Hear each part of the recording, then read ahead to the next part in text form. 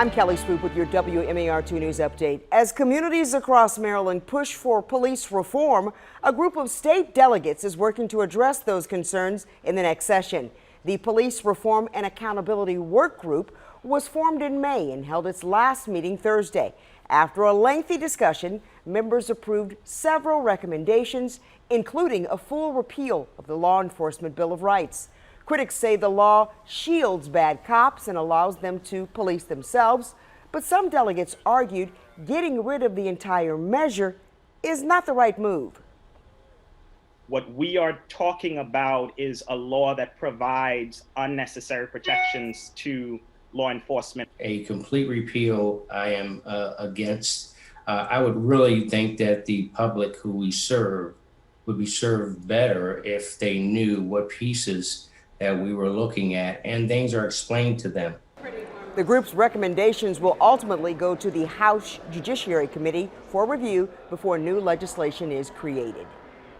Well, the University of Maryland is doing a unique study about the coronavirus. Researchers are looking into if musicians and singers can spread the virus. They've been studying the musicians and singers both with and without masks to see how they can safely sing and play their instruments during the pandemic.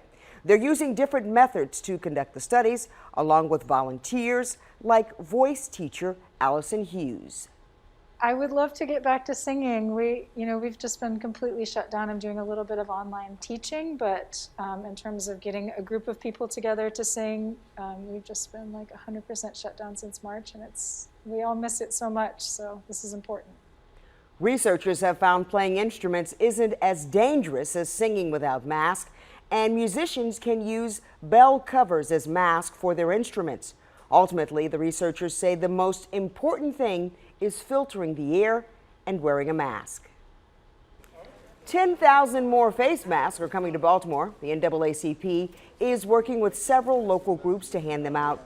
They're the KN95 masks, which aren't necessarily hospital-grade masks, but they're much more protective than your average cloth mask. We're committed to providing masks and information and doing the advocacy to make sure that our community has the resources that it needs.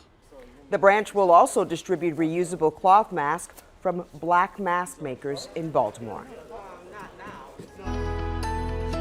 Cold front not making us feel too happy over the next 24 hours. Dropping those temperatures down, it's going to be cooler, cloudy, and showers in the forecast. Highs struggling to get into the 60s, and I think only a couple of isolated locations get up to 60. We'll get there at the harbor, but mid to upper 50s essentially everywhere else. 58 in Essex, 59 in Stevensville and Easton. 7-day forecast shows that unfortunately we're going to be tracking some cooler air building as we head into the weekend. Warming into the upper 60s by Monday, low 70s for the rest of the work week.